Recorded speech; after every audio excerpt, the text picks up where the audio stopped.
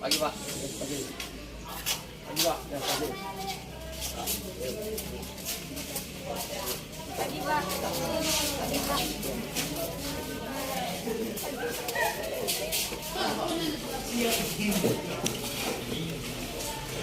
Oke, silakan disiapkan. Bacaan seluruhnya. Siap Brahma Gratika Bra.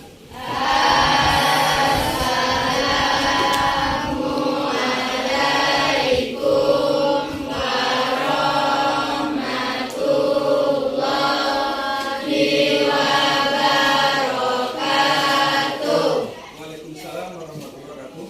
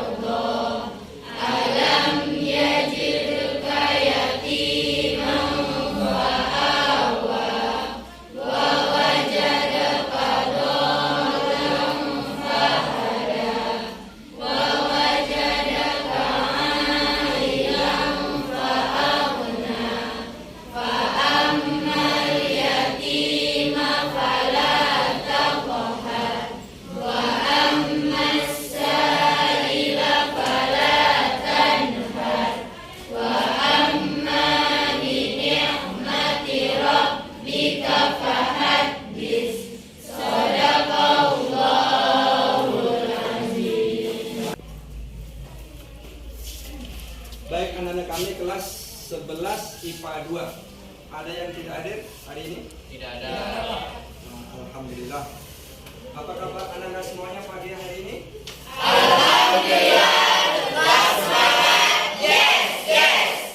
Baik. Jadi tetap semangat dan kompak selalu pada pagi hari ini. Di pagi hari ini itu kita akan membuat suatu keyakinan kelas, ya kan? Suatu keyakinan kelas. Ada yang tahu keyakinan kelas? Baik. Jadi kalau belum tahu, Bapak sampaikan bahwa keyakinan kelas itu adalah nilai-nilai kebajikan universal, kan? Atau nilai-nilai luhur sifat positif manusia yang nanti kita sepakati bersama dengan harapan kita bisa mewujudkan nilai-nilai luhur tersebut sehingga kita bisa merasa selalu senang dan senantiasa senang dalam mewujudkan merdeka dalam belajar. Jadi dalam prosesnya nanti itu kita akan melaksanakan diskusi, kita akan melaksanakan curah pendapat yang ada di dalam kelas kita ini, sehingga tadi kita bisa nanti menghasilkan suatu kesepakatan kelas, dan dari kesepakatan kelas yang kita sepakati nanti kita jadikan suatu keyakinan kelas. Jadi pada hari ini Ananda silakan berkelompok membentuk 4 orang. Kami persilakan.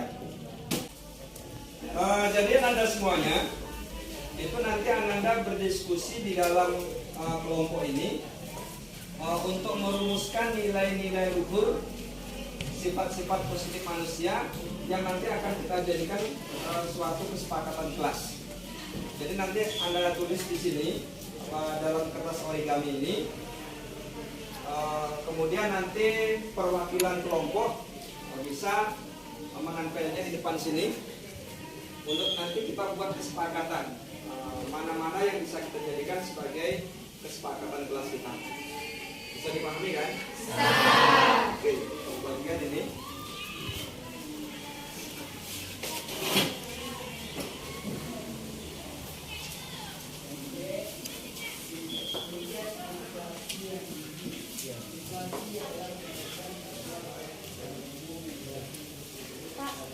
Pak, sisa satu. Satu.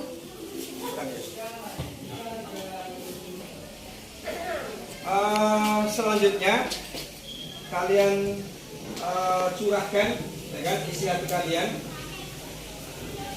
untuk memuat nilai-nilai luhur yang akan kita terapkan di kelas kita ini dalam diskusi kelompok ini tentunya. Nah, silakan berdiskusi apa kiranya nilai-nilai luhur itu yang merupakan sifat-sifat positif dari manusia itu kita sepakati, nantinya silakan dituliskan dalam kertas origaminya itu.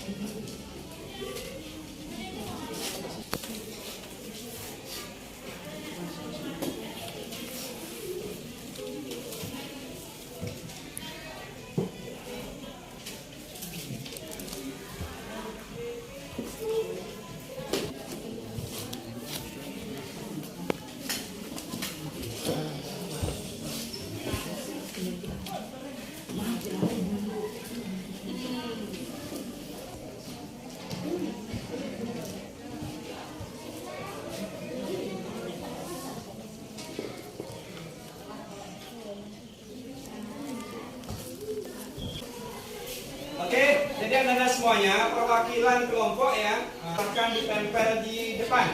Silakan. Di depan silakan ditempelkan.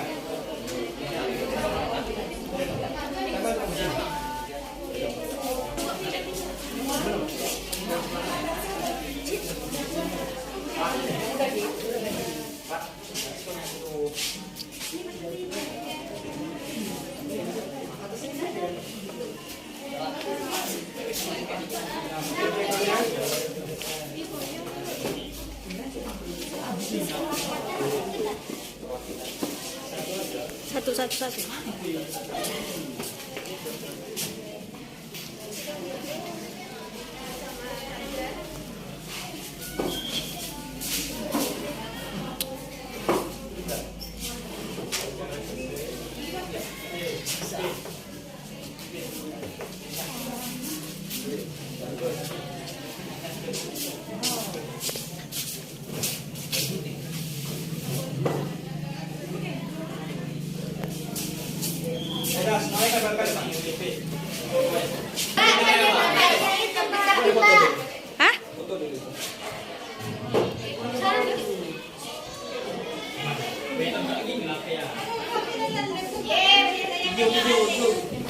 Jadi pasal beli tu.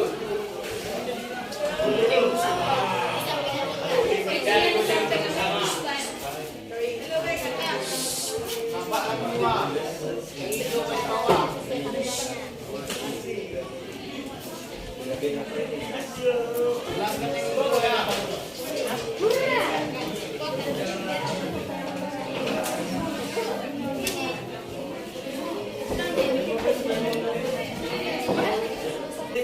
adalah usulan-usulan kesepakatan kelas yang Anda buat dalam kelompok tadi kan.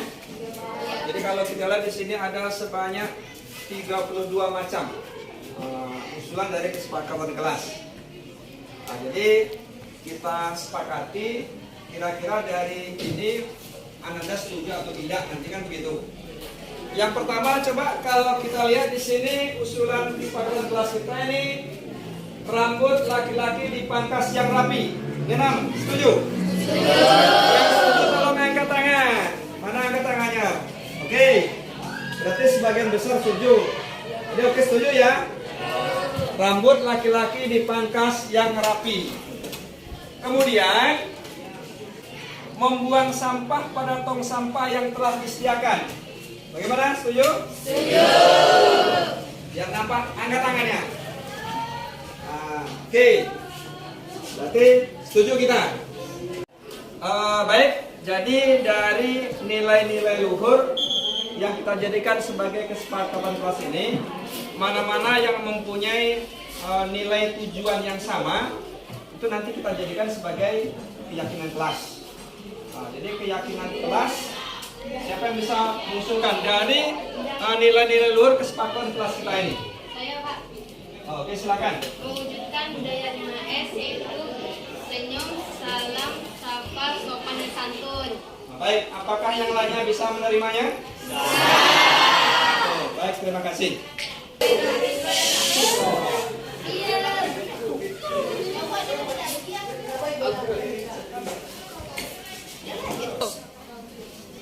Jadi alhamdulillah diskusi kita ataupun curah pendapat yang kita lakukan pada hari ini, itu keyakinan kelas kita yang bisa kita sepakati ini ada berapa ini? Ada 6 macam ya. Yang pertama tentang mewujudkan budaya 5S, senyum, salam, sapa, sopan, dan santun. Kemudian tertib dalam belajar, jujur dan tanggung jawab, mewujudkan kebersihan dan keindahan kelas, mewujudkan kerapian diri, dan yang terakhir ini menghormati dan menghargai sesama.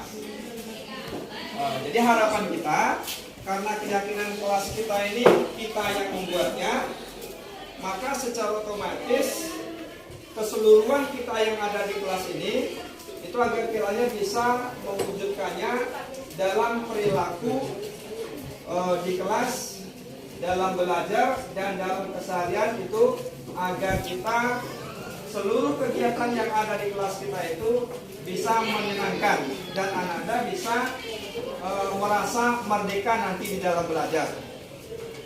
Bisa dipahami? Bisa. Baik, terima kasih. Semoga ini bisa memberikan manfaat untuk kita semuanya. Amin. Dan assalamualaikum warahmatullahi wabarakatuh. Waalaikumsalam warahmatullahi wabarakatuh. Assalamualaikum, Pak. Waalaikumsalam. Silakan masuk, Uma.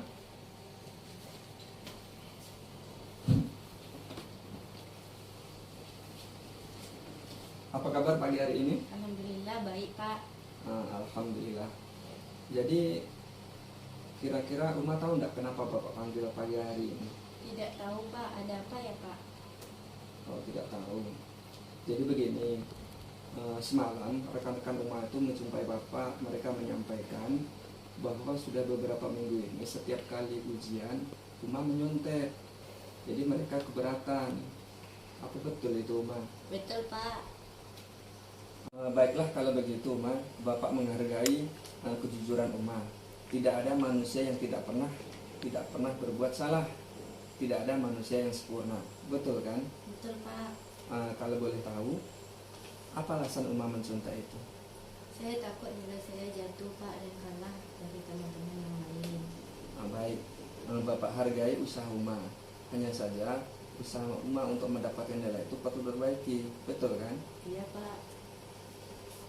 Kembali kita ke keyakinan kelas kita. Kira-kira keyakinan kelas yang bagaimana yang belum Uma terapkan di sini? Kejujuran dan tanggung jawab, Pak. Bagus, berarti Uma masih bisa mengingat keyakinan kelas kita ya. Terus Kira-kira apa usaha Uma supaya bisa menjawab soal-soal itu dengan baik dengan tidak mencontek? Belajar lebih giat Pak, dan mengatur waktu kapan main dan kapan harusnya belajar. Kapan Uma memulainya? Besok pagi Pak. Baik, jadi lantas dengan teman-teman yang merasa keberatan kemarin itu, apa yang mau Uma lakukan? Saya akan menemui mereka Pak, untuk menyampaikan perubahan niat baik saya. Bagus. Kamu harus tetap semangat ya. Jadi kita harus bisa mewujudkan keyakinan kelas kita yang telah kita sepakati. Bagaimana Uma? Setuju Pak. Bismillahirrahmanirrahim. Assalamualaikum warahmatullahi wabarakatuh.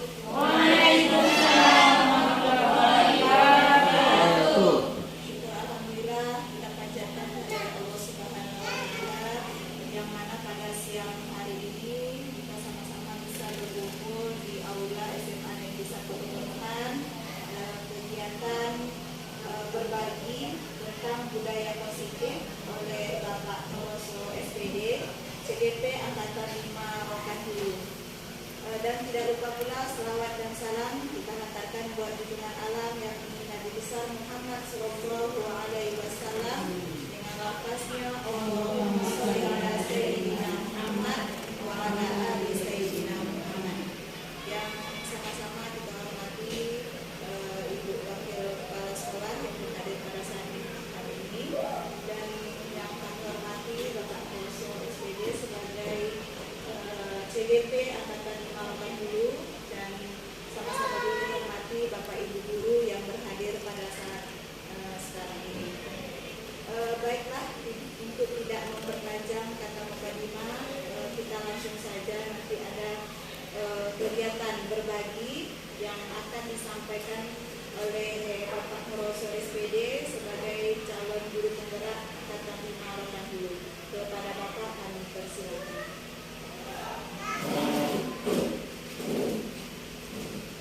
Baik, terima kasih kepada Ibu Moderator yang telah memberikan waktu kepada kami untuk mensosialisasikan atau membagikan tentang budaya positif yang kami pelajari atau kami ikuti dalam rangkaian kegiatan pendidikan calon guru. Namun sebelumnya supaya lebih bersemangat lagi, apa kabar Bapak Ibu sekalian? Alhamdulillah. Allahu Akbar. Baik, terima kasih. Pertama-tama mari kita panjatkan puji syukur kita kehadirat Allah Subhanahu wa taala yang dengan limpahan rahmat dan karunia-Nya kita pada siang hari ini masih tetap bersemangat, diberikan waktu dan kesempatan sehingga kita bisa mengikuti kegiatan yang insya Allah akan kita laksanakan sampai akhir nanti. Kemudian salawat dan salam tidak lupa kita sampaikan kepada junjungan alam yakni Nabi besar kita Muhammad Sallallahu Alaihi Wasallam dengan lafaznya Allahumma sholli ala sayyidina Muhammad wa ala ali sayyidina Muhammad. Bapak, Ibu, majelis guru yang kami hormati, jadi sebenarnya kita di sini ini saya bukan bertindak sebagai narasumber ataupun instruktur, tapi kegiatan kita ini berbagi apa yang sedikit kami dapatkan itu kami bagi pula dengan Bapak Ibu semua yang ada di sini agar kiranya kita yang ada di sekolah kita ini sama-sama tahu. Yang intinya nanti setelah kita sama-sama mengetahui kita bisa memberikan layanan yang terbaik, untuk murid-murid kita. Baiklah Bapak Ibu, saya akan menyampaikan tentang filosofis pemikiran Ki Hajar Dewantara. Jadi menurut Ki Hajar Dewantara itu mendidik merupakan proses menuntun kekuatan kodrat murid untuk mencapai keselamatan dan kebahagiaan yang setinggi-tingginya. Ini konsep mendidik yang dikemukakan oleh Ki Hajar Dewantara, yang mana Ki Hajar Dewantara itu adalah bapak pendidikan kita.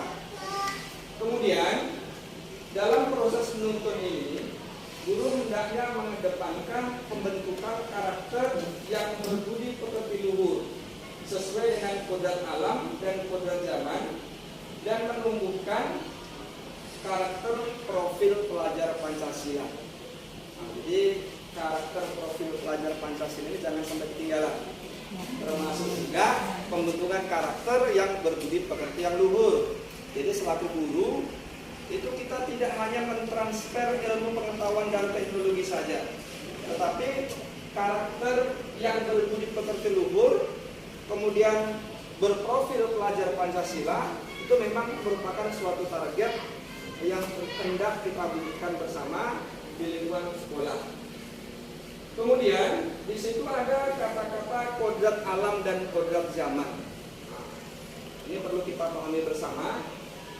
Kodrat alam ini berkaitan dengan sifat dan bentuk lingkungan di mana anak berada. Jadi kodrat alam itu bisa berasal dari diri si anak, ya kan? Diri si anak tentang bakat dan minatnya. Selanjutnya bisa berasal dari lingkungannya.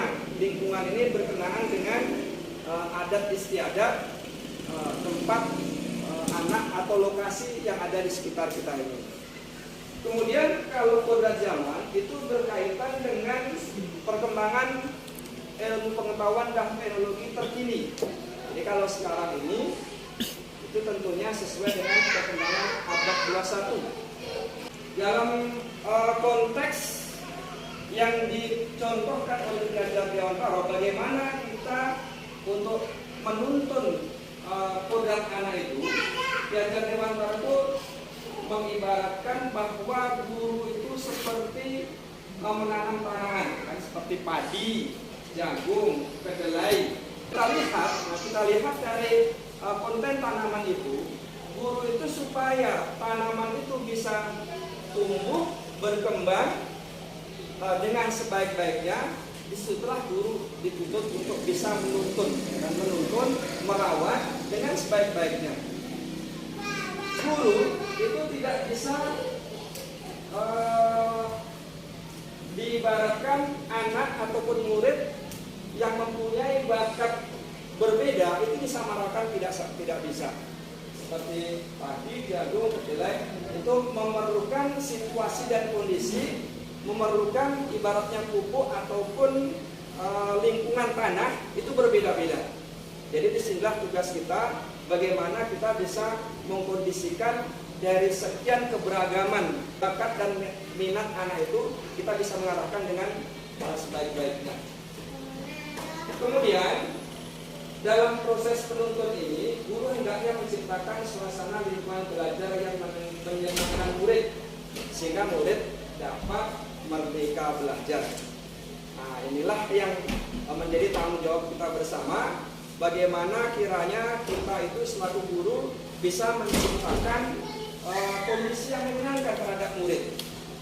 Kemudian setelah murid itu merasa senang dan bahagia dalam mengikuti kegiatan pendidikan di sekolah, tentunya murid itu bisa merdeka dalam belajar. Oke, Bapak Ibu, sebagai pengantar mungkin itu dari pemikiran filosofis Ki Hajar Dewantara yang kiranya kita sebagai guru ini bisa mewujudkannya. Ada Bapak Ibu yang ingin ditanyakan sebelum kita lanjut ke materi kita? Ada Pak. Silakan Bu Haja Sumarni. Baik Pak. Saya sangat tertarik nih Pak dengan lingkungan belajar yang menyenangkan murid ada siswa kita. Jadi untuk mewujudkan merdeka belajar itu Pak, jadi apa kira-kira langkah yang seharusnya sebagai guru untuk dapat menciptakan suasana belajar yang menyenangkan itu Pak? Kami mohon Bapak kiranya dapat memberikan sedikit atau banyak terserah Bapak lah, kami mengerti pula untuk kedepannya nanti. Terima kasih. Baik, terima kasih Ibu Haja. Ini sepertinya kegiatan kita pada sore hari ini sangat bersemangat, ya kan? Belum apa-apa sudah bertanya pula gimana caranya supaya menyenangkan, sehingga murid-murid kita itu bisa nanti merdeka di dalam belajar gitu. Jadi untuk lebih jelasnya, ya kan? Untuk lebih jelasnya, jadi kita sama-sama paham. Memang usaha untuk menyenangkan murid sehingga murid merdeka dalam belajar ini tidak mudah. Makanya serangkaian kegiatannya dan bagaimana trik dan caranya itu kita akan masuk kepada poin-poin yang akan kita pelajari pada siang hari ini. Oke, baik Bapak Ibu ya, kita lanjutkan. Jadi untuk menjawab dari pertanyaan yang telah disampaikan oleh Bu Haja Sumardi tadi, untuk supaya siswa itu belajar menyenangkan, kemudian siswa itu bisa merdeka dalam belajar, itu ada kita harus bisa mewujudkan budaya positif. Nah, budaya positif itu kalau kita lihat nanti, yang poin-poin akan kita lakukan ataupun kita wujudkan dalam lingkungan sekolah kita ini ada sebanyak 7 poin itu Bapak Ibu. Ada disiplin positif, kemudian nilai-nilai kebajikan universal, keyakinan kelas, motivasi perilaku manusia, kebutuhan dasar manusia, posisi kontrol guru, dan segitiga restitusi. Jadi ketujuh komponen itu merupakan hal-hal yang saling kait-mengait. Kalau kita nanti wujudkan di sekolah kita, itu mudah-mudahan murid akan merasa senang dalam belajar, sekaligus murid akan bisa mengekspresikan dirinya untuk merdeka di dalam belajar. Itu Bapak Ibu ya. Baik, jadi sekarang coba sebelum masuk pada poin-poin yang penting, kita lihat di situ tentang disiplin positif. Jadi poin disiplin positif ini merupakan poin yang sangat penting. Coba kita renungkan dulu Bapak Ibu. Di sini siapakah yang mengontrol diri kita? Ya kan? Siapakah yang mengontrol diri kita? Apakah pimpinan yang ada di sekolah kita ini? Kemudian apakah orang-orang yang kita sayangi? Ataupun lingkungan yang ada di seputar kita ini? Untuk menjawab ini, begini Bapak Ibu. Coba Bapak Ibu angkat tangan. Dan diangkat tangan semuanya. Kemudian Bapak Ibu hayalkan yang ada di dalam genggaman ini itu merupakan suatu hal yang sangat bernilai harganya, ya kan? Tentunya karena itu merupakan suatu hal yang sangat bernilai harganya, itu kita tidak mudah untuk membukanya. Namun ada rekan kita yang membujuk kita untuk membukanya. Bisa jadi ada tawaran yang berharga, bisa jadi ada penghargaan, ataupun bahkan ancaman. Jadi kalau saya tanya kepada Bu Arja, ini kira-kira mau tidak Bu Arja membukanya? Kalau ada kepentingan tidak apa-apa. Nah, kalau ada kepentingan tidak apa-apa. Kalau tidak ada kepentingan mungkin bisa dibuka. Baik. Jadi kalau Bu Tina, bagaimana Tina kira-kira mau tidak membuka genggaman ini? Tergantung siapa yang dulu ya. Kalau Bu Nurul bagaimana? Kepentingan mah buka.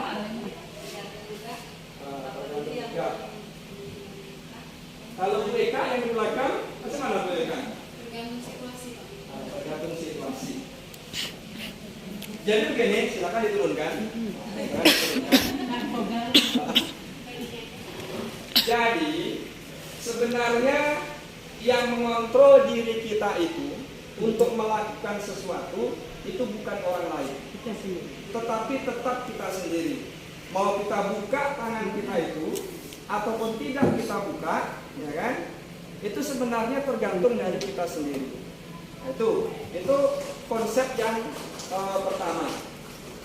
Kemudian sekarang coba kita hayalkan situasi yang ada di sekolah kita pada saat ini. Asumsi umum tentang disiplin.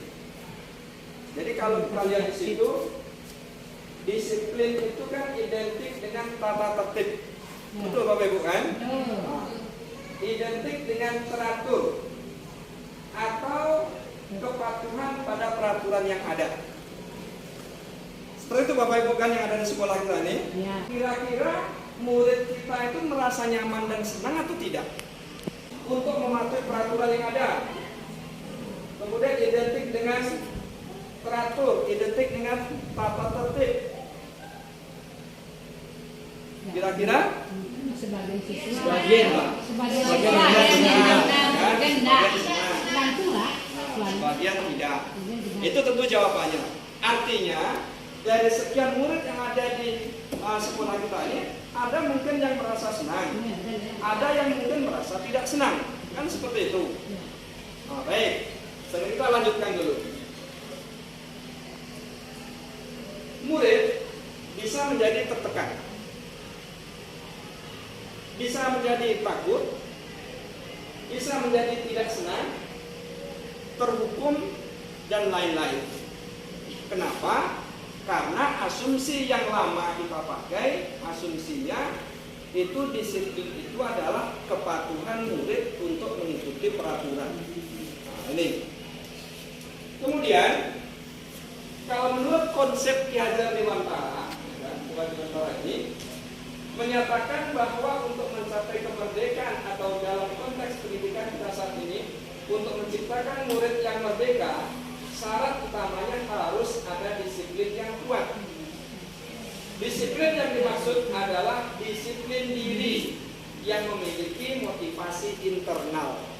Jadi artinya disiplin anak itu bukan disiplin terhadap peraturan yang ada, bukan disiplin terhadap peraturan yang dibuat oleh sekolah, tetapi disiplin yang diharapkan di sini secara internal atau dari dalam hati si anak, ya kan? Anak itu berdisiplin karena dirinya sendiri, ya kan? Karena dirinya sendiri. Bagaimana apa langkah-langkahnya itu nanti. Kemudian menurut Dian Gosen di sini, kata disiplin itu berasal dari bahasa Latin disiplina yang artinya belajar dan disciple atau murid mengikut. Jadi yang diharapkan, ya kan? Yang diharapkan disiplin positif itu merupakan suatu kecakapan yang dimiliki murid untuk memotivasi diri secara internal, berperilaku untuk mencapai tujuan mulia sesuai yang diyakini, yang mengacu pada nilai-nilai kebajikan universal. Jadi trik atau bagaimana kiranya bisa siswa itu menumbuhkan disiplin positif itu memang berasal dari dirinya sendiri, bukan karena takut kepada guru, bukan karena takut kepada peraturan sekolah, tetapi itu memang disiplin positifnya berasal dari disiplin yang berasal dari dirinya sendiri atau dari hatinya. Oke, sekarang kita lanjutkan tentang materi kita tentang nilai-nilai kebajikan universal. Nah, yang dimaksud dengan motivasi secara intrinsik yang berasal dari dirinya sendiri itu keterkaitannya erat dengan yang nilai-nilai kebajikan universal ini. Jadi di situ baik Ki Hajar Dewantara maupun Dian Gosen ini meyakini bahwa disiplin sebagai bentuk kontrol diri, belajar kontrol diri untuk mencapai tujuan mulia. Jadi tujuan mulia inilah yang dikenal dengan nilai-nilai kebajikan. Nilai-nilai kebajikan adalah sifat-sifat positif manusia yang merupakan tujuan mulia yang ingin dicapai setiap individu. Sementara universal di sini artinya bisa diterima masyarakat umum terlepas dari pengaruh suku, ras, agama maupun latar belakang. Jadi contoh nilai kebajikan adalah nilai-nilai profil pelajar Pancasila itu kalau contoh. Cuma nilai-nilai kebajikan itu nanti bisa dirumuskan di sekolah dalam bentuk keyakinan sekolah ataupun nanti dalam bentuk keyakinan kelas kalau di kelas. Nah, sekarang setiap instansi itu ada memiliki nilai-nilai kebajikan yang telah disepakati bersama. Nah, contoh nilai kebajikan yang ingin dicapai oleh setiap anak bangsa Indonesia itu adalah profil pelajar Pancasila. Itu contoh-contoh nilai kebajikan yang bisa diterima oleh setiap putra-putri bangsa Indonesia. Jadi profil pelajar Pancasila itu ada 6: beriman, bertakwa kepada Tuhan Yang Maha Esa dan berakhlak mulia, mandiri, bernalar kritis, berkebinekaan global, bergotong royong, kreatif. Tadi disinggung bahwa untuk membuat siswa senang, merasa senang, bahagia, dan merdeka dalam belajar, itu sangat diperlukan suatu pembentukan tentang keyakinan kelas. Namun di sini kita juga harus dulu memikir atau memahami betul sebenarnya keyakinan itu apa. Nah, jadi kalau kita lihat di sini ada dua dua asumsi ataupun pertanyaan. Mengapa kita memiliki peraturan tentang penggunaan helm pada saat mengendarai kendaraan roda 2? Ya kan? Kemudian mengapa kita memiliki peraturan tentang penggunaan masker dan mencuci tangan setiap saat? Kira-kira kalau untuk jawaban yang pertama itu, mengapa kita memiliki peraturan tentang penggunaan helm pada saat mengendarai kendaraan bermotor ini, roda 2 ini, kira-kira kenapa ini? Menjaga kepala. Menjaga kepala. Keselamatan berkendaraan. Nah, keselamatan dalam berkendaraan.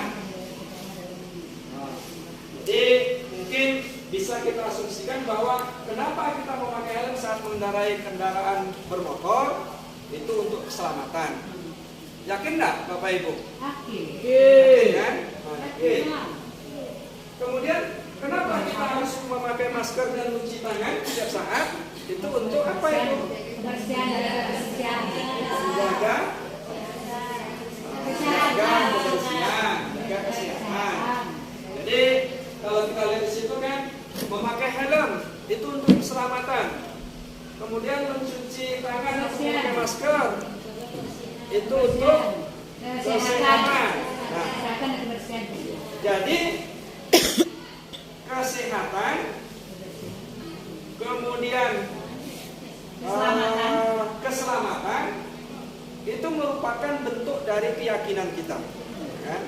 Dengan demikian maka dapat dibuat suatu definisi dari keyakinan itu. Keyakinan itu merupakan nilai-nilai kebajikan universal yang disepakati secara bersama, lepas dari latar belakang suku, negara, bahasa maupun agama. Itu nilai-nilai tentang keyakinan tadi itu. Kemudian nilai-nilai kebajikan universal itu merupakan nilai-nilai luhur sifat positif manusia yang juga sama-sama disepakati bersama. Jadi kalau nilai-nilai itu belum disepakati bersama, itu sifatnya belum umum atau belum universal. Nah, itu Bapak Ibu ya. Nah, kemudian sesuai dengan temanya keyakinan kelas.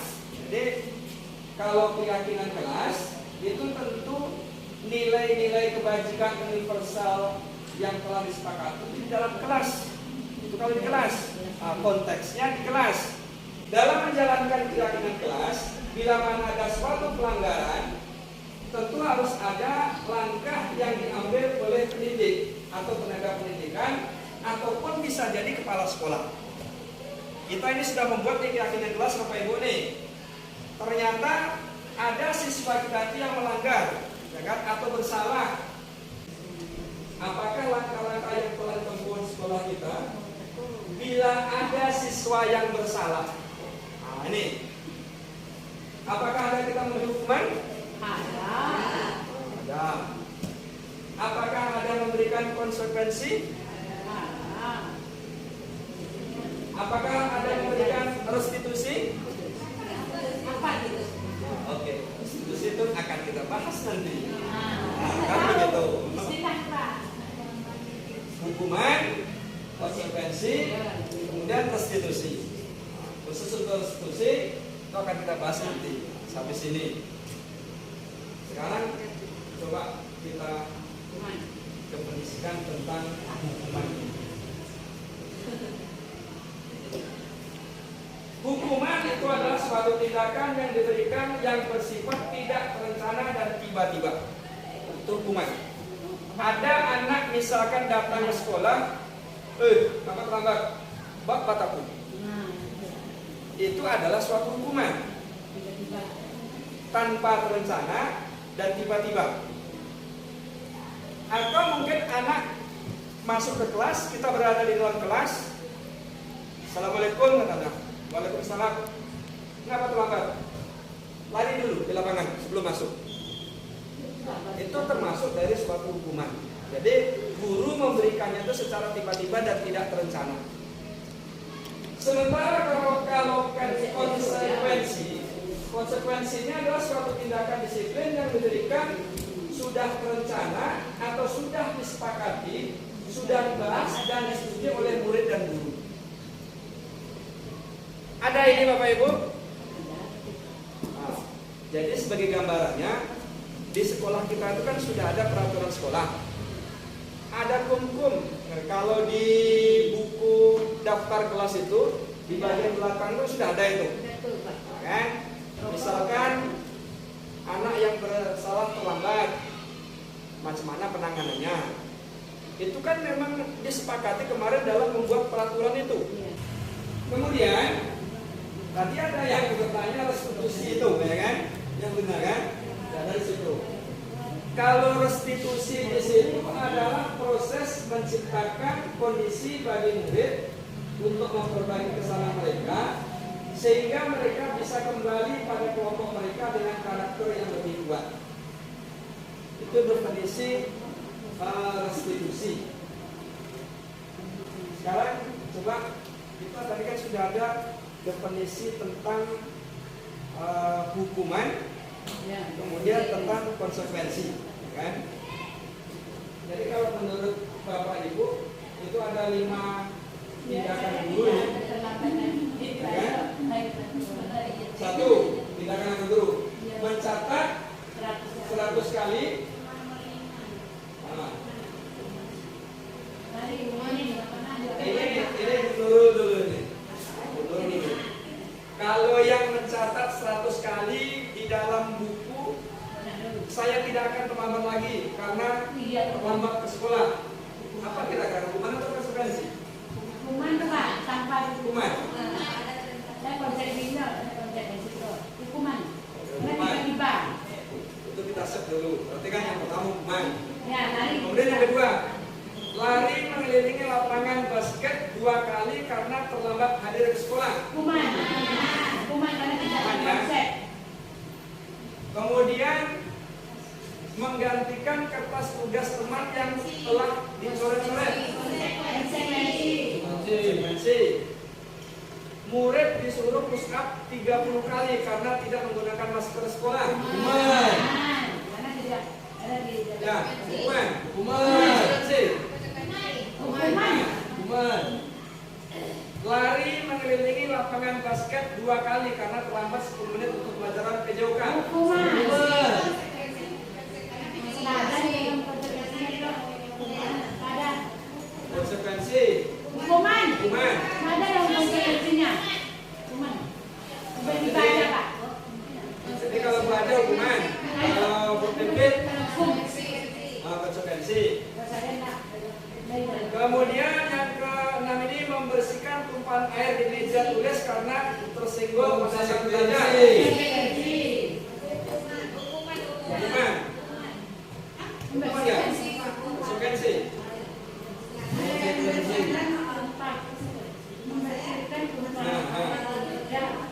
Jadi ada perbedaan nih. Ada konsekuensi, ada hukuman, ada nomor 6 ini kan? Oke, coba kita set jawaban kita masing-masing, kan? Next kita lihat. Silakan dilihat. Jadi kalau kita lihat ini, yang ini kan hukuman. Karena tidak berencana tadi kan, tiba-tiba. Kemudian ini hukuman masih. Yang menggantikan kertas tugas teman ini konsekuensi. Kemudian murid disuruh push up 30 kali karena tidak menggunakan masker di sekolah. Lari mengelilingi lapangan basket 2 kali pelajaran PJOK ini konsekuensi karena memang tidak relevan kan. Hanya Pak guru sendiri konsekuensinya.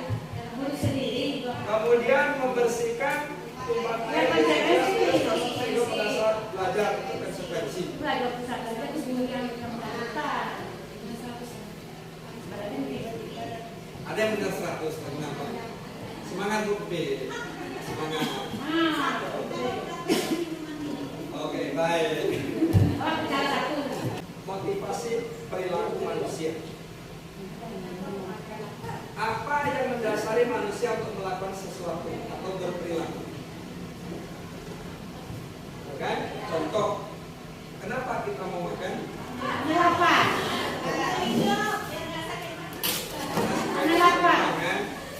Kenapa belajar keras? Saya pintar.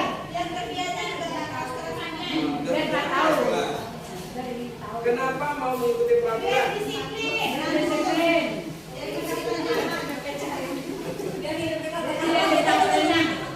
Jadi Bapak Ibu, sebenarnya ya kan, kita itu termotivasi akibat dari beberapa hal. Itu sudah pasti. Kan? Sudah pasti. Menurut Dian Gosen ini,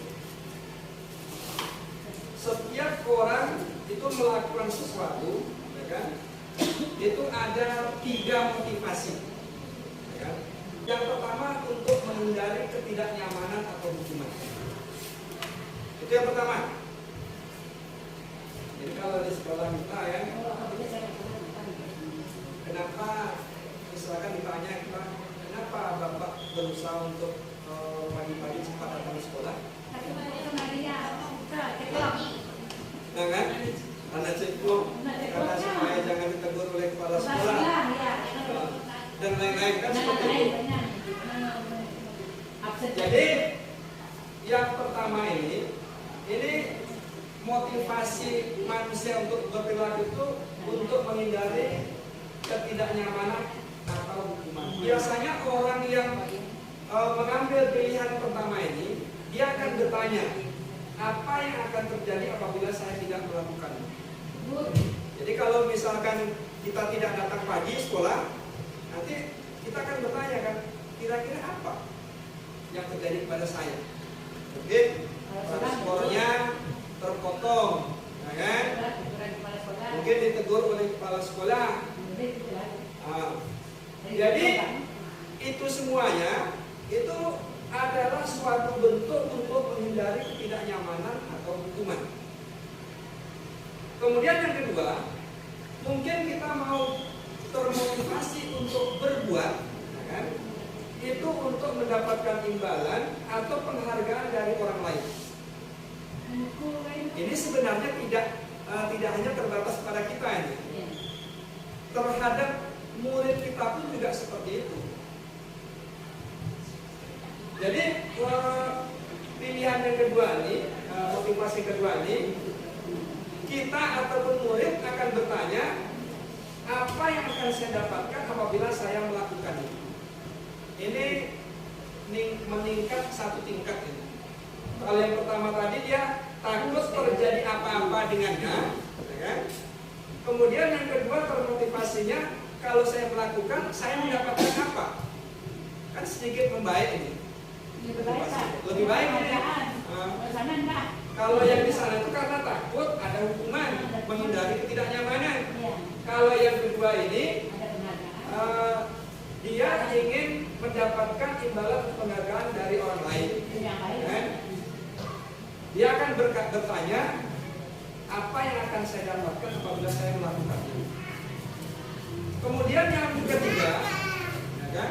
Yang ketiga, itu motivasi itu untuk menjadi orang yang mereka inginkan dan menghargai diri sendiri dengan nilai-nilai mereka yang mereka percaya.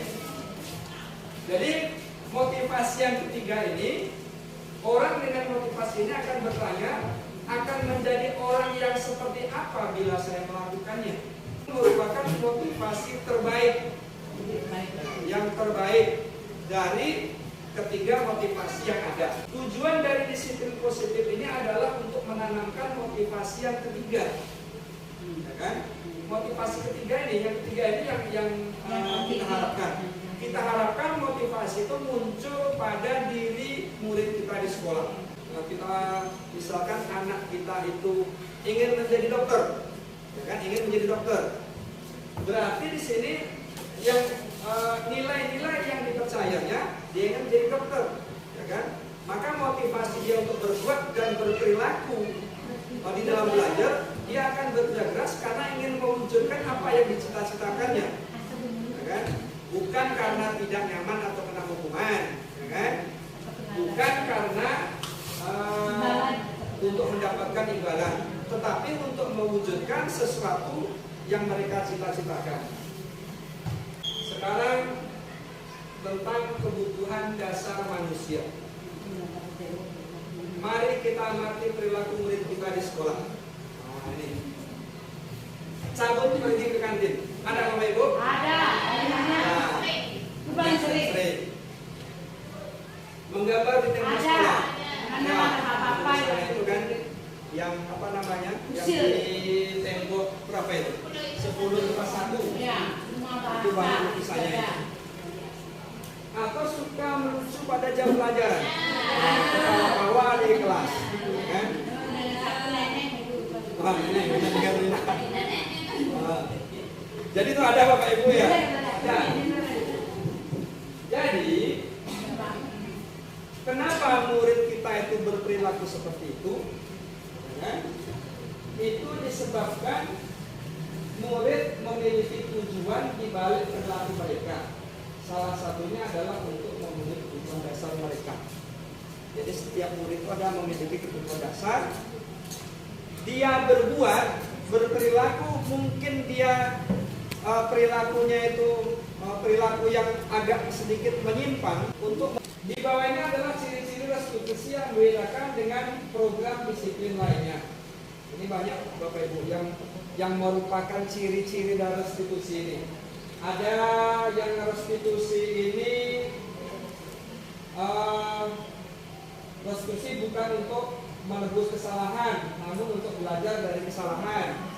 Restitusi memperbaiki hubungan. Restitusi adalah tawaran, bukan paksaan. Restitusi menuntun untuk melihat ke dalam. Restitusi mencari kebutuhan dasar yang mendasari tindakan. Banyak dulu nih, restitusi diri adalah cara yang paling baik. Restitusi fokus pada karakter bukan tindakan. Restitusi menguatkan. Restitusi fokus pada solusi. Restitusi mengembalikan murid yang berbuat salah pada kelompoknya. Ada 10 macam yang merupakan ciri restitusi. Sekarang melalui serangkaian riset dan berdasarkan pada teori kontrol Dr. William Glasser berkesimpulan ada 5 posisi kontrol yang diterapkan seorang guru, orang tua, ataupun atasan dalam melakukan kontrol. Nah, ini pemahaman ini harus kita harus kita pahami betul-betul agar kiranya bisa kita mengontrol siswa kita itu, sehingga dengan adanya pemahaman ini itu kita bisa membuat siswa itu nantinya merasa senang begitu dengan apa-apa yang kita lakukan, dengan apa-apa yang ada di sekolah kita ini. Yang pertama, posisi kontrol guru itu adalah sebagai penghukum. Ini adalah kontrol guru terhadap murid yang paling tidak mengenakan. Karena guru itu bertindak sebagai penghukum. Seorang penghukum bisa menggunakan hukuman fisik maupun verbal. Guru-guru yang menerapkan posisi penghukum akan berkata, ini mau menang sendiri nih. Patuhi aturan saya, ya? Atau awas. Ya? Artinya menekan langsung pada siswa. Kamu saja selalu salah ini. Ya? Jadi kalau kita terbiasa mengontrol murid dengan cara menghukum, itu efek yang terjadi pada murid itu bukan tambah baik, tetapi murid bisa menjadi marah, mendendam, atau bahkan bersifat agresif.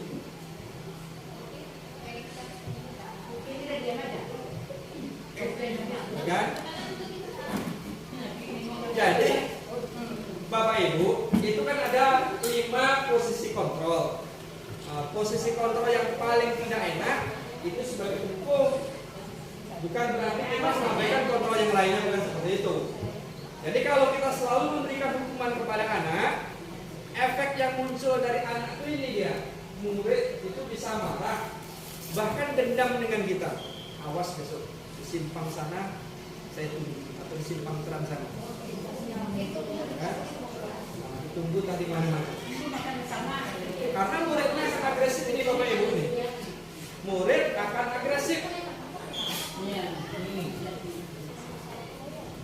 Kemudian pernah enggak kita itu Bapak Ibu? Ada pernah melakukan itu? Ada Bu Bebe? Ada.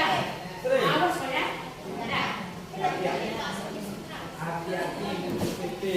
Kalau kita sering menghukum anak dengan kata-kata yang tidak enak seperti itu, murid bisa jadi marah, ya, menendam.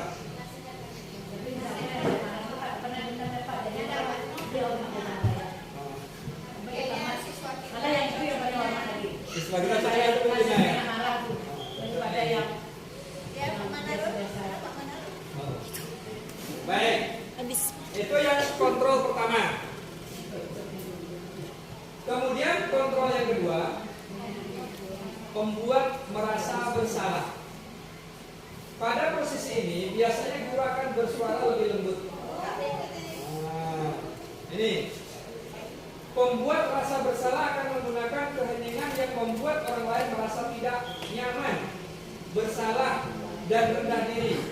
Kata-kata yang keluar dengan lembut akan seperti ini. Kalau kita melakukan dengan kata-kata seperti itu dan cara-cara yang lemah lembut seperti itu, berarti posisi kita, posisi kontrol kita di dalam mendisiplinkan anak itu berada pada posisi membuat merasa bersalah. Nah, ada juga efeknya ini terhadap murid kita. Kalau kita membuat ataupun pada posisi membuat merasa bersalah, itu murid akan merasa tertekan karena menahan emosi. Jadi Pak, kalau biasanya kan Ya. itu takutnya guru yang mana itu tapi kita itu jadi yang itu ada tekan dia karena Jadi dalam teori kontrol ini kita bisa berpindah-pindah posisi. Artinya tadi kan penghukum. Jangan setiap anak bermasalah kita hukum, ya kan? Jangan setiap anak bersalah itu kita buat posisi kita itu sebagai pembuat merasa bersalah. Oke, kita lanjut. Nah, yang ketiga itu kita berada pada posisi teman. Ada rasanya Bapak Ibu yang pada posisi teman ini? Guru pada posisi ini tidak akan menyakiti murid, namun akan tetap berupaya mengontrol murid melalui persuasi. Guru di posisi teman menggunakan hubungan baik dan humor untuk mempengaruhi seseorang. Mereka akan berkata, ayo bantulah demi Bapak ya. Ayo ingat tidak bantuan Bapak selama ini. Nah, begitu bahasa Ibu ya. Ya sudah, kali ini tidak apa-apa, nanti Bu bantu bereskan. Itu hanya merupakan suatu contoh-contoh perkataan yang kita berikan kepada anak kalau posisi kontrol kita itu sebagai teman. Oleh kebutuhannya, mungkin selama ini kebutuhannya tidak terpenuhi, cabut ke kantin. Kira-kira apa kebutuhannya? Kenapa dia cabut ke kantin? Mungkin lapar. Kenapa dia menggambar di tembok sekolah? Mungkin dia tidak ada tempat untuk mengekspresikan apa yang dia inginkan. Kenapa dia suka menuju pada jam pelajaran? Mungkin bisa jadi jenuh. Mungkin dia di rumah itu orang tuanya selalu mengekangnya. Kan banyak ini. Perhatian, mungkin kan? Baik. Jadi, ketika seorang murid melakukan sesuatu perbuatan yang bertentangan dengan nilai-nilai kebajikan atau melanggar peraturan, hal itu sebenarnya dikarenakan mereka gagal memenuhi kebutuhan dasar mereka. Ini konsep Bapak Ibu ya. Jadi konsepnya mereka itu dia melanggar peraturan, ya kan? Itu bisa jadi dikarenakan mereka gagal memenuhi kebutuhan dasar mereka. Tidak tercukupinya kebutuhan dasarnya, sehingga mereka bisa berperilaku yang tidak sesuai dengan nilai-nilai kebajikan. Nilai-nilai kebajikan tadi didefinisikan sebagai nilai-nilai luhur positif manusia. Kalau gagal terpenuhinya kebutuhan itu, bisa jadi dia melakukan hal-hal yang tidak kita inginkan, seperti melanggar peraturan yang ada. Nah, kemudian disinilah seorang pendidik perlu memahami kebutuhan dasar manusia untuk mengambil tindakan dalam mengontrol murid. Nah, ini kita harus memahaminya.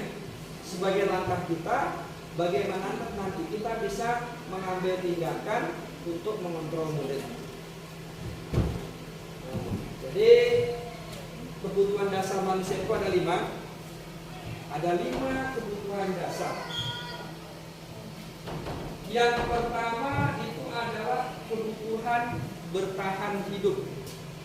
Nah, ini seperti yang lapar tadi, ya kan?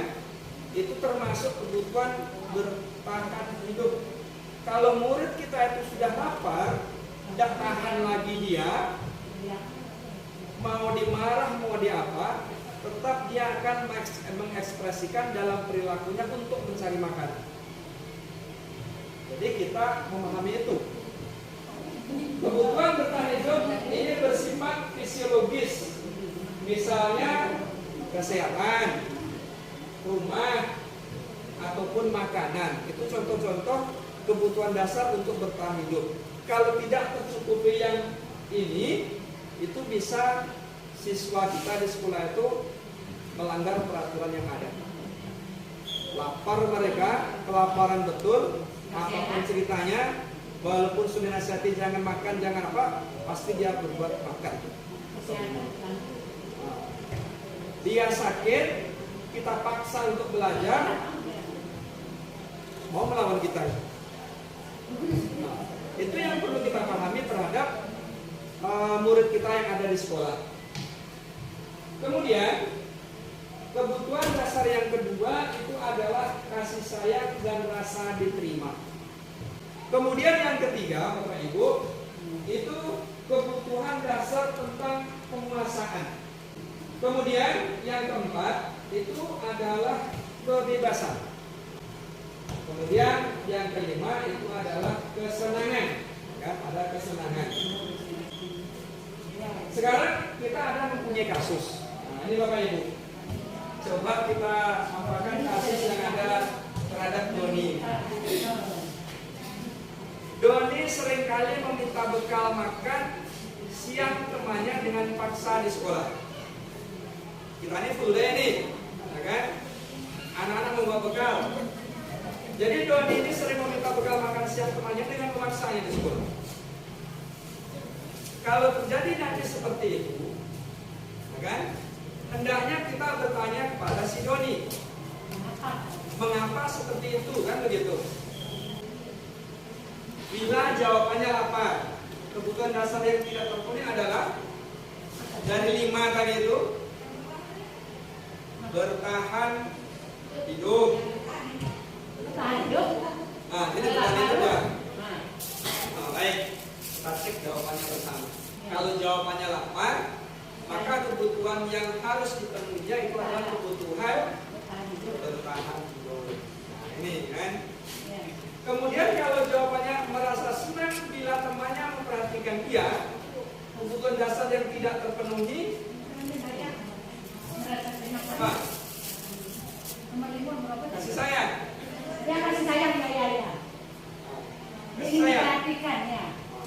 lihat kasih sayang dan Yang ingin diterima. ya. Nah ini kalau jawabannya itu Kalau kan kalau kemudian ini kalau jawabannya merasa hebat karena temannya takut dengan dia dan menuruti keinginannya. Supaya kawan-kawannya itu mengatakan, oh Doni itu apa nggak pernah hebat, kan? Kemudian takut dia dengan si Doni. penguasaan. Jadi kebutuhan dasar yang tidak terpenuhinya itu adalah penguasaan. Kan? Egois. Nah kalau itu makanya tadi disampaikan kan, kalau kebutuhan dasar itu tidak terpenuhi, bisa jadi siswa kita itu melanggar peraturan yang ada, melanggar nilai-nilai kebajikan yang telah disepakati. Kan ada itu Bapak Ibu kan seperti itu kan. Kemudian bila jawabannya ibunya selalu membawakan bekal yang sama, jadi bosan si Doni ini kan. Setiap hari dikasihnya ada tempe sama bapak ibunya kan. Si tempe. Kan? Jadi kebutuhan dasar yang tidak terpenuhinya ini adalah kebebasan. Kan? Kita bosan pula kan, nak mencoba pula makanan yang baru, yang lain yang dibawa oleh temannya. Kemudian bila jawabannya iseng dan menikmati wajah-wajah temannya yang kesal. Iseng dan menikmati wajah-wajah temannya yang kesal. Apa ini? Saya boleh beda. Iseng. Jadi kalau seperti ini jawaban si Doni, maka apa Bapak Ibu? Mantap Betina. Kita berikan aplaus untuk Betina. Jadi sekarang ini posisi kontrol guru. Posisi kontrol guru ini itu sangat bermanfaat kepada kita, ya, agar kiranya kita bisa mempunyai langkah dan strategi di dalam mengontrol murid-murid kita. Ya benar kan? Tetap semangat. Tetap semangat. Halo. Halo, halo. Baik, terima kasih. Siang hari kadang ngantuk juga ini. Nah, ngantuk lagi. Memang sudah mengantuk. Nah, baik. Jadi tadi ada rekan kita Bu Tina bertanya tentang restitusi, kan? Nah, tadi sudah disinggung, tetapi kali ini restitusi itu akan lebih dikuatkan materinya. Nah, jadi itu kalau posisi kita sebagai teman dalam mengontrol siswa kita. Sekarang efeknya, kalau kita murid kita itu kita anggap sebagai teman, efek yang terjadi itu adalah murid kurang mau berusaha, bahkan murid itu akan memilih-milih guru. Sini. Jadi kadang-kadang karena misalkan Bu Pipit itu selalu menggunakan kontrol muridnya pada posisi teman, maka murid itu akan merasa nyaman dengan Bu Pipit. Tetapi mungkin murid itu akan merasa tidak nyaman dengan Bu Aja, ya kan? Karena muridnya akan memilah-milah guru ini, tidak lagi dengan Bu Pipit. Kalau Bu Ajanya marah terus. Itu kalau posisi kontrol kita itu berada pada posisi teman. Itu termasuk salah satu efeknya kan. Kalau dia sudah dekat dengan gurunya, ya kan? Dia kurang mau berusaha. Di situ makanya ada di sini kurang mau untuk berusaha. Karena dia sudah merasa bahwa gurunya itu sebagai teman. Tetapi pada saat-saat atau pada kasus-kasus tertentu itu memang dibutuhkan guru itu sebagai teman, tidak monoton pada satu posisi kontrol. Ini jelas lah anaknya marah, emosi tinggi, lalu kita langsung bertindak sebagai penghukum, ya kan? Anak sudah emosi, marah, kita lakukan kontrol sebagai penghukum, maka kan menjadi tidak Allah begitu. Ya. Belajar itu kita enak merasa ya udah kita ini aja nanti tidak berusaha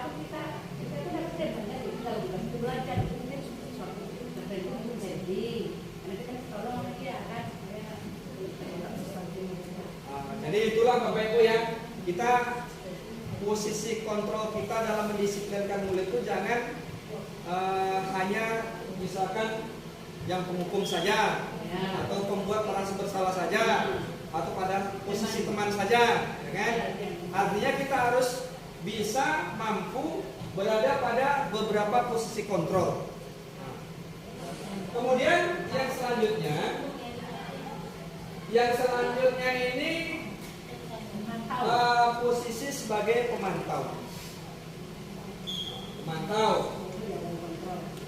Memantau berarti mengawasi.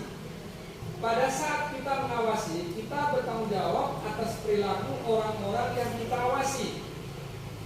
Posisi pemantau berdasarkan pada peraturan-peraturan dan konsekuensi. Dengan menggunakan sanksi konsekuensi, kita dapat memisahkan hubungan pribadi kita dengan murid. Sebagai seseorang yang menjalankan posisi pemantau, pertanyaan yang diajukan seorang pemantau bisa pelakunya apa? Atau apa yang telah kamu lakukan? Atau sanksi atau konsekuensi apa kalau kamu melakukan seperti itu? Artinya pada posisi pemantau itu kita selalu menghubungkan, ya kan?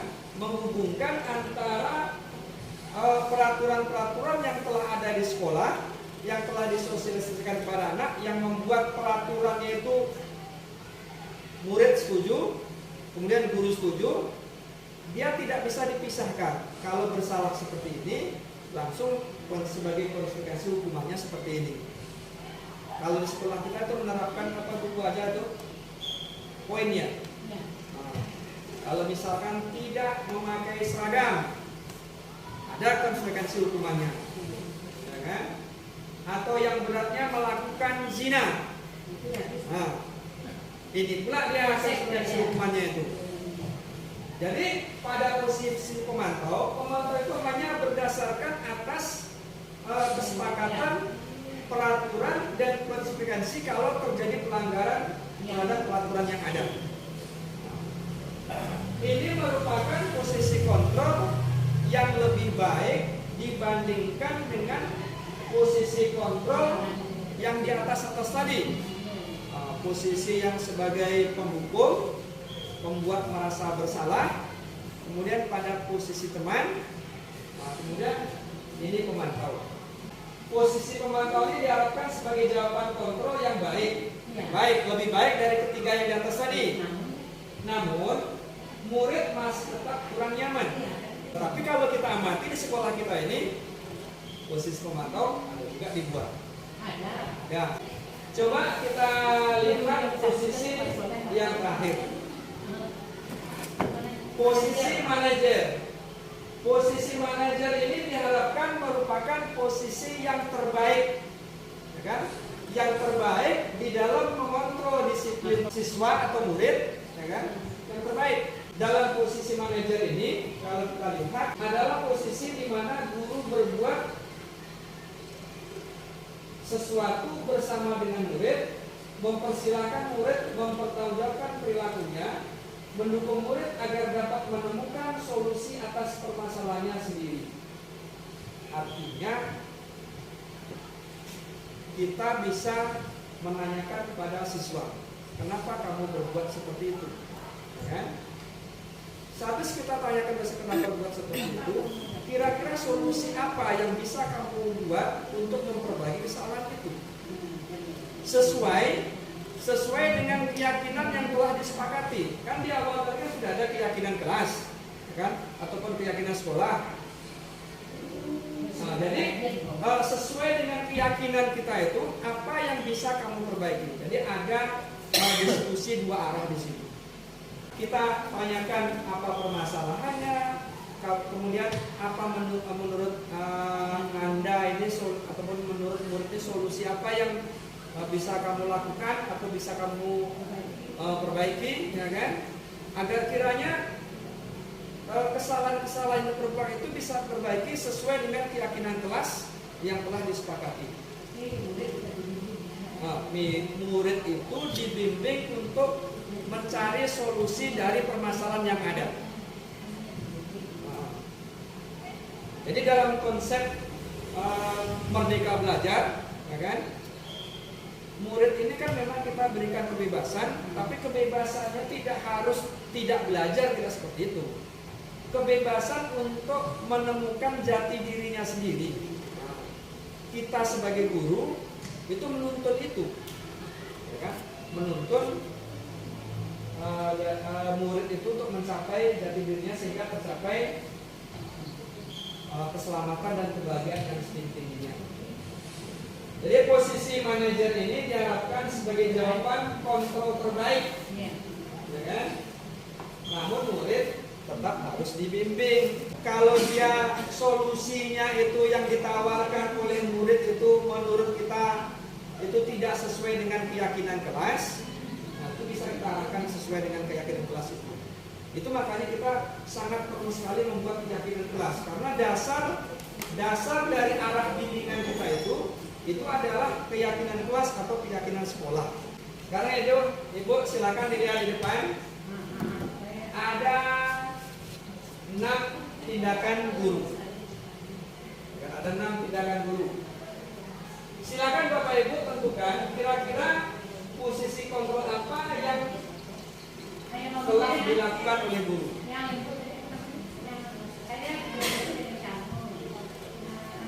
Tindakan guru misalkan memberikan ungkapan ataupun perkataan kepada murid, saya kecewa sekali dengan kamu.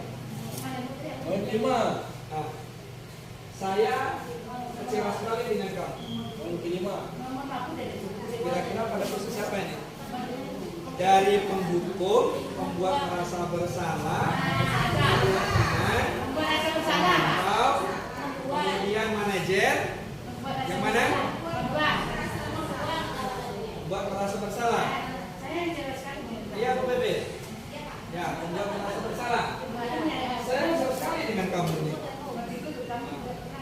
Jadi menurut Bapak Ibu posisi kontrol yang mana? Nomor 2. Yang nomor 2, buat merasa bersalah ya. Oke. Sekarang yang kedua, tindakan guru itu mengatakan kamu tidak pernah benar melakukannya. Kamu tidak pernah benar melakukannya. Menghukum. Kamu ini tidak pernah benar melakukannya. Tentu ini apa intonasi bicaranya seperti itu. Kamu ini selalu tidak benar melakukannya. Hah?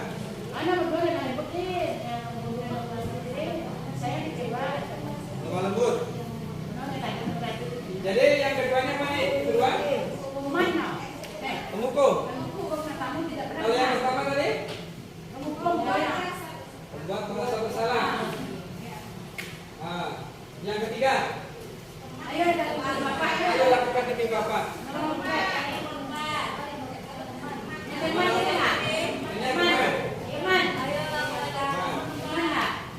Kemudian nomor 4, apakah kamu mau mendapatkan stiker bintang hari ini?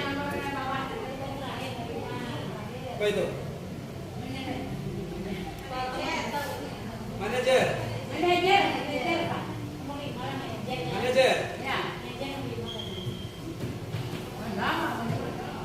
Kalau Bu Siti Pita, apa tadi? Jadi untuk memecahkan suasana supaya mengantuk. Jadi yang ini, apakah kamu mau mendapatkan stiker bintang hari ini? Ini pada posisi manajer. Oke, set dulu manajer. Setuju manajer? Kita lihat nanti jawabannya. Oke, sekarang kita lihat yang ini, yang kelima. Manajer. Bagaimana kamu dapat menyelesaikan masalah ini? Manajer. Manajer. Kamu selalu yang terlambat.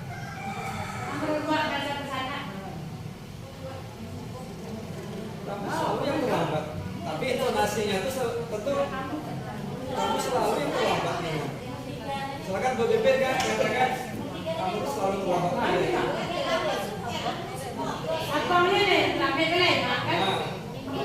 Apa tuh? Buat merasa bersalah.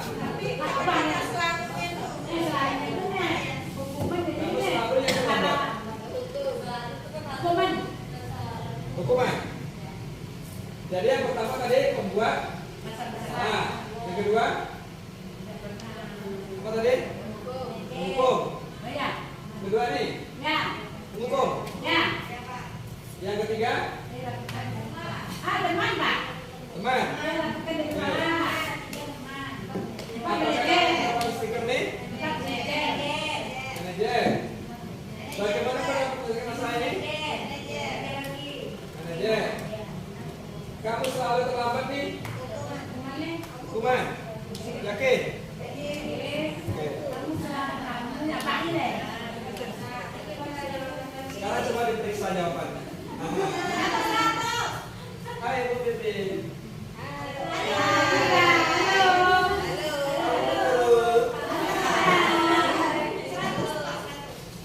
Baik, kita cek ya jawaban kita tadi. Kita tes. Salah semua.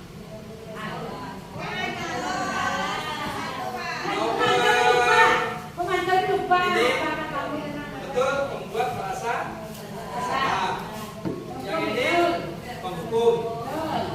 Kemudian ini sebagai Pemantau yang salah, yang pemantau itu ada. ini sebagai pemantau. Ini jawabannya dari manajer nih ya. Manajer. Jadi kalau apakah kamu mau mendapat stiker tentang hari ini? Itu pemantau. Itu pemantau. Salah satu harus tentu. Ya. Oke. Ini kajian kita yang terakhir, ya kan?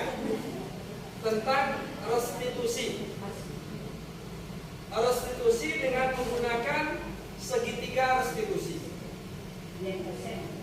Tadi restitusi apa Bapak Ibu? Masalah yang masih ingat? Restitusi tadi apa? Walaupun umur sudah berusia, tapi ingatan jangan sampai lupa.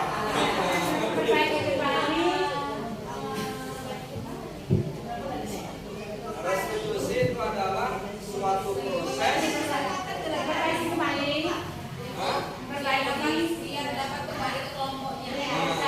Itu ujungnya Bu Ika ya. Suatu proses untuk menciptakan kondisi supaya siswa bisa memperbaiki kesalahannya sehingga bisa kembali kelompoknya dengan karakter yang lebih kuat. Segitiga restitusi ini ada 3 tahapan. Segitiga restitusi memang lihat ada segitiga. Dalam segitiga restitusi ini ada 3 hal pokok yang bagian bawahnya ini tampilkan identitas. Bagus. Karena selalu melihat angka-angka. Kemudian ini sisi dasarnya menstabilkan identitas. Kemudian sisi miliknya ini adalah validasi tindakan yang salah. Kemudian yang ini adalah menanyakan keyakinan. Jadi ada 3 tahapan dalam segitiga restitusi ini. Ini menstabilkan identitas, validasi tindakan yang salah, kemudian menanyakan keyakinan.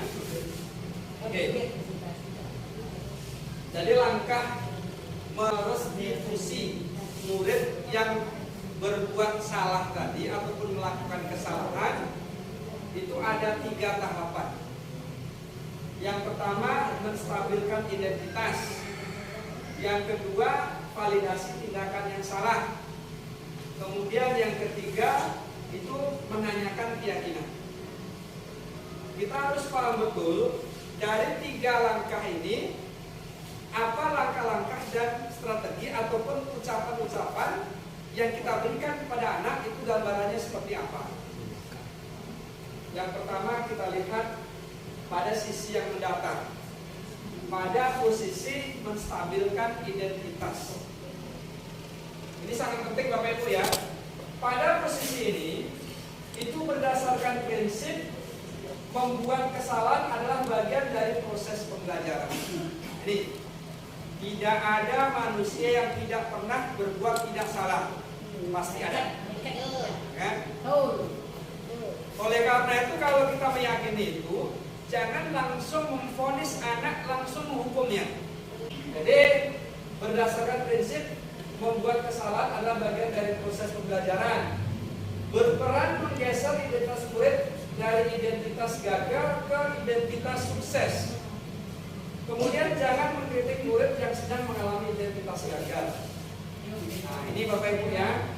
Kemudian langkah-langkah yang bisa kita ajukan ataupun pertanyaan yang kita berikan kepada anak untuk memposisikan diri sebagai menstabilkan identitas itu bisa dengan kata-kata yang membuat kesalahan itu sesuatu yang wajar.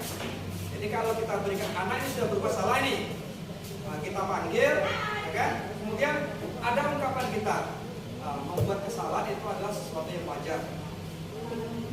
Nah, kira-kira apa yang dipikirkan anak? Alhamdulillah. Timbul percaya diri. Jadi anak itu agak merasa tenang begitu, kan? Kemudian kita ucapkan pula bahwa manusia tidak ada yang sempurna. Itu proses yang menstabilkan identitas. Kemudian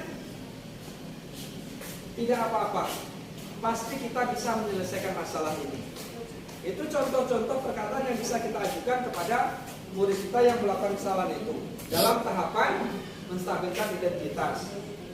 Saya tidak menanyakan kesalahan, tetapi fokus memperbaiki masalah. Apakah saat ini kamu tengah menjadi orang yang baik untuk dirimu sendiri? Nah, itu adalah beberapa perkataan ataupun pernyataan yang bisa kita tanyakan pada siswa pada posisi menstabilkan identitas. Langkah berikutnya itu adalah validasi tindakan yang salah. Kan seperti itu Bapak Ibu tadi. Pada posisi validasi tindakan yang salah ini itu berdasarkan prinsip setiap perilaku berupaya memenuhi suatu kebutuhan tertentu.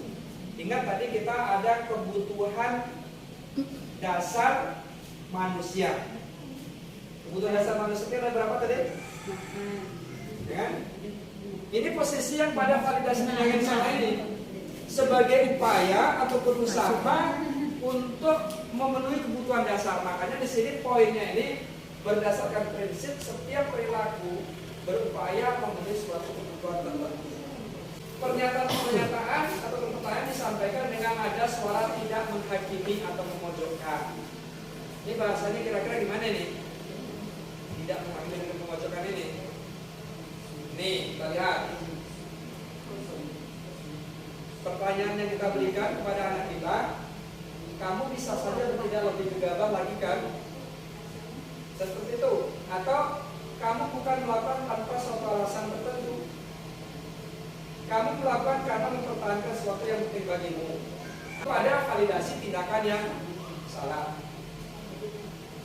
Kemudian sisi ketiga itu baru menanyakan keyakinan.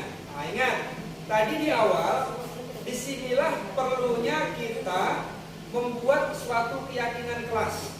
Atau kalau pada level sekolah itu perlunya kita membuat keyakinan sekolah. Pada tahap menanyakan keyakinan ini ada teori kontrol menyatakan bahwa pada dasarnya kita termotivasi secara intrinsik. Jadi sangat pentingnya membuat keyakinan kelas itu karena dalam setiap kita merestitusi murid dengan segitiga restitusi ini, di endingnya pada saat proses menanyakan keyakinan itu kita menanyakan keyakinan yang telah disepakati itu. Pertanyaan-pertanyaan yang bisa diajukan sebagai keluarga kelas, apa yang kita yakini? Nah itu dikembalikan lagi kepada keyakinan kelas yang telah disepakati. Nilai-nilai apa yang telah kita sepakati? Kemudian seperti apa gambaran sebuah kelas yang ideal bagi kamu? Atau kamu ingin menjadi orang seperti apa? Jadi kamu ingin menjadi orang seperti apa? Ditanyakan kepada murid kita itu, kan? Apa keyakinannya? Dia ingin menjadi apa? Jadi dia ingin menjadi apa dan siapa inilah yang nanti bisa memotivasi anak untuk memperbaiki kesalahan yang ada. Jadi ada 3 tahapan di dalam melakukan segitiga restitusi ini. Yang pertama tadi apa? Menstabilkan identitas. Yang kedua, validasi tindakan yang salah. Yang ketiga, menanyakan keyakinan. Nah, jadi itu tahapan-tahapan restitusi. Begitu pentingnya kita melakukan restitusi terhadap anak, supaya anak ataupun murid itu bisa senang, bisa bahagia. Maka saya ada juga membuat aksi nyata yang dilakukan di kelas 11 IPA 2 tentang proses pembentukan keyakinan kelas, dan juga ada membuat aksi nyata restitusi terhadap siswa kita yang bersalah. Jadi untuk supaya kita paham betul, paham betul tentang trik-trik ataupun langkah-langkah untuk membuat keyakinan kelas dan restitusi itu, bisa kita lihat dulu videonya ya Bapak Ibu ya. Kira-kira gambarnya ataupun tahapannya seperti ini. Jadi Bapak Ibu, di sini saya ada membuat aksi nyata tentang restitusi terhadap siswa kita. Ini restitusi terhadap siswa yang saya mendapatkan laporan dari teman-temannya bahwa siswa kita yang bernama Uma ini mencintai saat ujian. Keyakinan kelas ini pada kelas 11 IPA 2 kemarin yang saya buat itu. Jadi usulan kesepakatan kelas dulu, kemudian didiskusikan menjadi kesepakatan kelas, selanjutnya itu menjadi keyakinan kelas. Hasil kesepakatan kelas dari kelas 11 IPA 2 ini, kesepakatan kelas yang telah dicapai yaitu memberi salam, senyum, dan sapa bila berjumpa guru dan teman. Kemudian berperilaku sopan dan santun kepada sesama. Ini masuk dalam keyakinan kelas yang mewujudkan budaya 5S: senyum, salam, sapa, sopan, dan santun. Baik Bapak Ibu, terima kasih atas partisipasinya dalam kegiatan pada sore hari ini. Jadi sebagai kegiatan berbagi saya tentang apa-apa yang saya peroleh selama saya mengikuti kegiatan pendidikan calon guru muda, itu saya bagikan kepada Bapak Ibu agar kiranya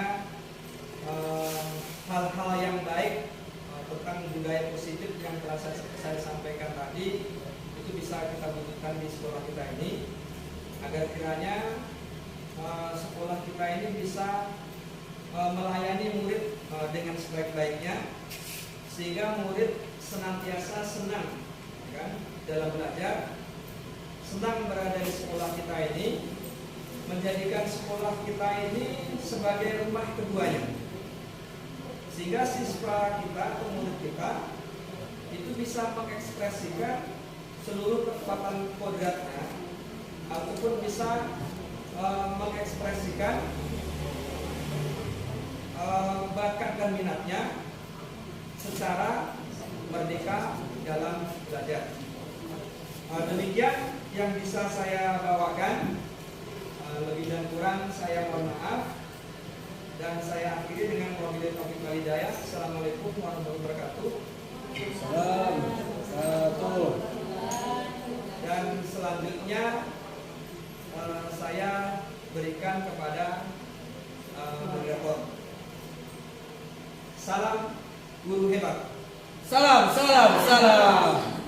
Terima kasih kita ucapkan kepada Bapak SBY sebagai CGP Angkatan 5 dari Kabupaten Bandung. Demikianlah kegiatan berbagi budaya positif pada sore hari ini yang telah disampaikan oleh beliau. Mudah-mudahan budaya positif ini dapat kita terapkan di lingkungan sekolah kita sebagaimana yang beliau harapkan. Dengan mengucapkan hamdalah, mari sama-sama kita mengucapkan hamdalah. Alhamdulillah. Amin. Mudah-mudahan kegiatan kita pada sore hari ini